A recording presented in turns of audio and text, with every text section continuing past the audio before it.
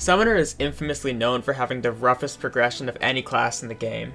With only 3 starter weapons for pure summoners on a fresh world, this class becomes one of the most powerful in the game with one of the best weapons, the Terra Prisma. But it will be an uphill battle the entire journey, and that's where this video comes in. I'm going to be going through the weapons, accessories, and armor you should be looking for at every stage of the game, and how to get through the hardest points in your run. Before we start, the tier list will be based off the priority you should get these items. While I have the Blade Staff and Terra Prisma in the same stage of the game, I have them in the same tier, because I think they are equally important to your run, even though the Terra Prisma is obviously the better weapon. With all that being said, let's move on to the very start of the game, pre-boss. Starting with the weapons, you will take whatever you can get here, and you can't get very much. Pure summoners have 3 starter options: the Finch Staff, the Leather Whip, and Abigail's Flower. Let's start with the most popular of the 3, the Finch Staff. It has a 1 in 3 chance to spawn in living wood chests within living trees. It is slow, has low damage, poor AI, but it's your best bet. If you don't get the Finch Staff in your world, your next best bet is Abigail's Flower. This spawns as a destroyable flower near tombstones, which you can create just by jumping off height in your spawn, unless you're on hardcore, where you have to kill NPCs. You can use boulders or lava for this, but it takes a bit of time and is kind of annoying. Once you get it, it summons a single minion that increases in power and speed every time you summon it. It is slow, it can't move while attacking, and it once again doesn't have very good AI.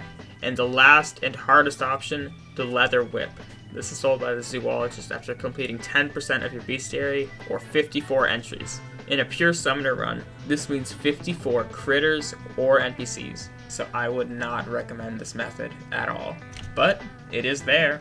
Once you get one of these 3 weapons, your number 1 priority is to get the snapthorn and the flink staff. The snapthorn is a pretty basic whip made of jungle materials, and it will get you through a large amount of pre-hard mode. The flink staff requires you to farm flinks fur in the underground tundra, but it is one of the best summons you can get at this stage. With good AI, good stun blocking, consistent damage, and great movement, this is a massive step up from your previous options. Overall, great summon that you can use against bosses like Eye of Cthulhu, Brain of Cthulhu, and even the Queen Bee and Skeletron. The Vampire Frog Staff is also a solid option. It has good piercing, but I don't think the damage and movement are as consistent as the Flink Staff, so I usually just pass up on it, because it's kind of hard to get anyway. I'm typically a Crimson player, but I know it is very good for the Eater of Worlds. Now onto the accessories. There are no summoner-specific accessories yet, but there are some very strong movement accessories available from the start of the game before you even kill a boss. The Harvest Boots and Cloud in a Bottle are extremely powerful starter accessories with even better upgrades in the Lightning Boots and Cloud in a Balloon. The Panic Necklace is an extremely underrated movement accessory that gives you an interesting boost with the Blizzard, Sandstorm, and Fart in a Bottle, and upgrades to the Sweetheart Necklace later on, so I would absolutely get this. The Fledgling Wings and Flying Carpet are extremely powerful movement accessories at the start of the game, but they slowly lose relevance as you get through pre-hard mode. Still amazing for this stage of the game though. The Sharktooth Necklace gives a good damage boost as always, and while the Pharaoh Claws are a bit outdated with the new auto-fire setting, it still increases your whip speed, which can give you more damage, so these are great if you need that. The Frog Leg is one of the best accessories in the game, but it does require a lot of fishing at this stage of the game, so you might not want to get it now and save it for later in pre-hard mode. And lastly, onto our armor. The Flink's Fur Coat is the only summoner exclusive armor piece at this stage of the game, but you can pair it with the Jungle Helmet and Leggings, which are easy to craft and give you some extra defense. This is probably the hardest stage of the game, but if you can get these items and defeat a boss, you can progress into the next stage of the game, pre-Wall of Flesh, or pre-hard mode. There are a couple of really powerful summon weapons locked behind bosses in pre-hard mode. The Imp Staff can be acquired right once you defeat Brain of Cthulhu or Eater of Worlds, and will be your go-to summon for the rest of pre-hard mode. It has decent range, consistent damage, and a piercing tech, making it great for crowd control and bosses. The Hornet Staff is another option locked behind the Queen Bee, which some people do prefer, but honestly, I just can't see it. It misses more often, it has lower damage, you typically get the Imp Staff to kill the Queen Bee, and they're just kind of stupid compared to the Imps. They can shoot through water though, which the Imps can't, but that's assuming they actually hit their target. The Spinal Tap is a whip that's easily acquired from bones in the dungeon after defeating Skeletron. This will be your go-to whip for the rest of pre-hard mode, and it has great tag damage, speed, and piercing. Although you can't spam the ballista rod to refresh its cooldown the way you could before 1.4.4, it is still an amazing option for Wall of Flesh, as you can't really use your whip against it and get consistent damage. You will absolutely need it for Wall of Flesh. It is probably the hardest boss fight you will have in the entire Summoner run. A lot of great accessories coming into play at this stage of the game, especially with the Expert Mode boss drops. The Shield of Cthulhu is probably the single best accessory in the entire game. I don't think I need to explain much more than just it's a dash. The Brain of Cthulhu and Worm Scarf both reduce damage in their own type of way, but I massively prefer the Brain of Cthulhu here. The crit damage you get doesn't even come into play for Summoner. I just think avoiding the hit entirely is so much better than the flat 17% reduction. The Pygmy Necklace and the Old One's Army Drops are your first Summoner exclusive accessories, and they're both pretty good. The Pygmy Necklace gives you 1 extra minion, and the Old One's Army accessories give you 10% increased summon damage and an extra sentry slot. Now there are 2 new armor sets locked behind bosses that both have their own strengths. Obsidian Armor massively boosts your summon damage and your whip's range and speed. I use this for pretty much everything but Wall of Flesh, and even a couple bosses in hard mode. The B Armor gives you more minions than the Obsidian Armor, but it gives you lower stat increases, so I generally use the Obsidian Armor over this, except for Wall of Flesh and maybe if I'm building something and don't want to be taking out my whip constantly, just leaving it to my minions. Now before we move on to hard mode, I'm just going to give you a brief rundown of my strategy for Wall of Flesh. I use the B Armor with the Imp Staff and the Ballista Rod.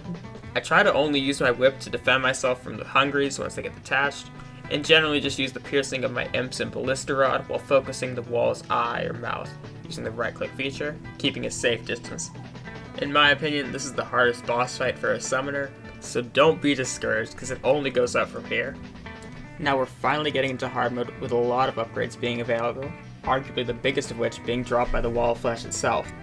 I'm of course talking about the Firecracker, which is amazing in these really whip-based comps that you'll need for certain bosses at this stage. It's also great for crowd control and is just one of the best whips you can get, even past Plantera. The main alternative to this is the Cool Whip, which has great range and tag damage, and is great with the Blade Staff, especially when using whip stacking with the Durendal or Spinal Tap. By far the easiest hard mode summon to get is the Spider Staff, only taking 16 Spider Fangs and being really easy to farm right after Wall of Flesh. It does good damage, and while it can latch onto enemies, being a ground-based minion, it struggles against a lot of bosses, which is where those really whip-heavy loadouts come into play, using the Firecracker and even the Imp Staff just to get consistent damage over the Spider Staff. You kinda have to use this loader if you want to kill Queen Slime or Dread Nautilus. Speaking of Dread Nautilus, it drops the Sanguine Staff, which doesn't have any of these problems. It has insanely consistent damage, good knockback and stun locking capabilities, great II, always coming back to you. It can carry you even past Plantera to Empress, which is arguably the best summon for because of how massive its range is. Accessories are pretty standard for this stage of the game, with the wings becoming available. The easiest and best pair in my opinion would be the Fairy Wings, only requiring 100 Pixie Dust and 20 Souls of Flight, and have the best stats available at this stage of the game. When wings are strong, amphibian boots are strong, and I would absolutely recommend them over lightning boots and their upgrades at this stage of the game. Cloud in a Balloon and Shield of Cthulhu are still amazing mobility items and continue to be so for quite a while. Damage accessories are pretty standard with the Summoner Emblem and Pygmy Necklace, although the Sharktooth Necklace is good once you get the Blade Staff, even though it's behind the Queen Slime. The Cross Necklace is yet again arguably the best accessory in the game, doubling your invincibility frames, making it an absolute must, especially if you're playing on hardcore like me. The Ankh Shield is a nice defensive item, but I'd rather just stack mobility items or damage. And I find that the Brain of Cthulhu or the Worm Scarf with the Cross Necklace is still more than enough at this stage of the game. Onto armor, you have 2 new, very powerful options, but the Obsidian Armor still stays very powerful, again, being essential for those whip-heavy comps with the Firecracker. In the meantime though, I'd absolutely recommend the Spider Armor. It's obtained with 24 Spider Fangs, the same way you get them for the Spider Staff, making it super easy to farm both right after Wall of Flesh. The Forbidden Armor is also a really powerful set for hybrid summoners, giving great stats for both summon and magic damage. One of my favorite armor sets in the game with a super fun set bonus and just looking really cool. Now onto the biggest stage I have in the game, Pre-Pillar. I'd recommend fighting the Queen Slime first, as she gives you the Blade Staff, which is one of the best summons you can get, along with the Sanguine Staff up until the Xeno Staff and Terra Prisma. I actually tend to get this before the Sanguine Staff, but it is technically locked behind a boss, so that's why it's here. It works amazing with whips like the Durendal and Cool Whip, as attack damage is exponentially more impactful to this than things like the Sanguine Staff or Xeno Staff. Speaking of the Xeno Staff, you can get it from the Martian invasion after defeating Golem, and it is probably the most powerful summon you can get pre-pillars, besides of course the Terra Prisma, which if you get this summon now, you will never need one for the rest of the game. It is the best at everything it does. But the only difference between getting a pre-pillar and post-Moonlord is the time to kill and the mobility you have. So if you want to get it now, go ahead. The Desert Tiger Staff, Tempest Staff, and Raven Staff are all good upgrades between Sanguine / Blade Staff and Xeno Staff, but I tend to use the Blade or Sanguine Staff for bosses anyways, even if I have these, because they're just a bit too slow for my liking. They are pretty good for crowd control though, which is really useful in getting two powerful whips, the Dark Harvest and the Morning Star. The Morning Star is a post-Plantera dungeon drop, which is a whip with slow speed, but amazing range and damage, and lets your minions crit. The Dark Harvest, on the other hand, is a Pumpkin Moon drop, and is a whip that creates dark energy upon striking an enemy, which spreads to other targets, making it great for crowd control and bosses alike. These are two of the highest DPS whips in the game, and I would recommend using both of them to get the Kaleidoscope, unless you're using the Blade Staff for it. Kaleidoscope is the best whip in the game with 20 tag damage, amazing speed, damage, range, and piercing capabilities. It's dropped by the Empress of Light, which is a very hard battle, but it's absolutely worth it.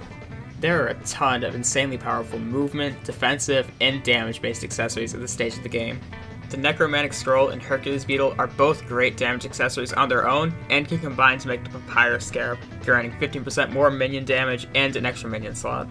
The Celestial Shell is one of the best all-around accessories in the game, with great defensive and offensive boosts, and the melee speed affects your whips too, which is a nice bonus. The Soaring Insignia is the best accessory in the game from an absolute standpoint, giving you increased flight speed and infinite flight duration.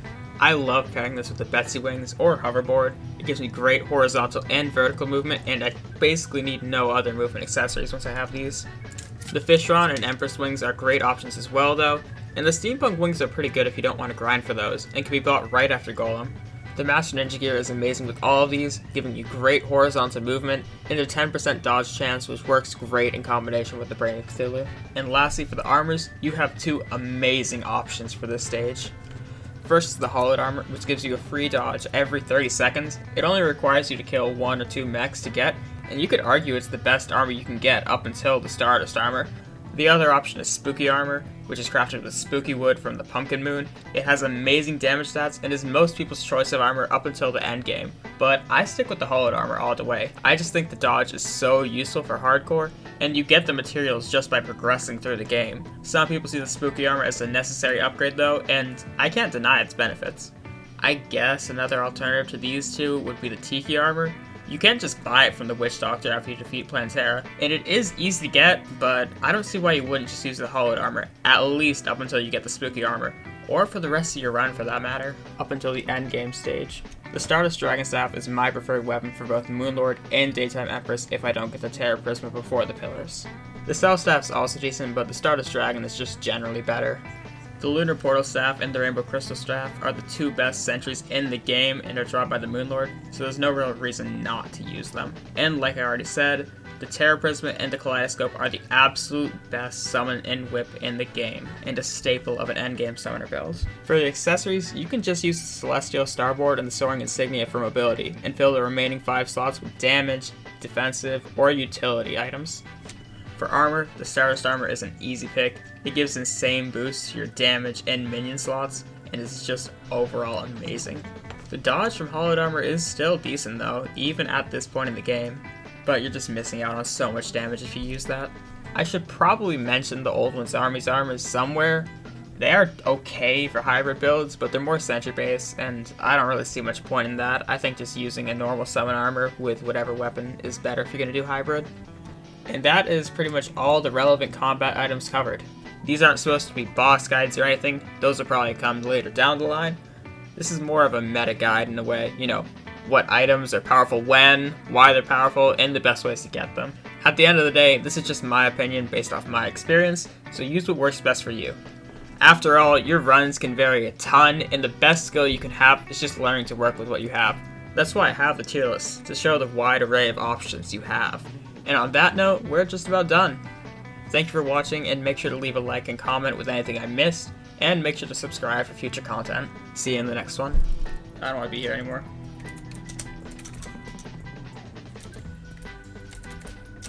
No!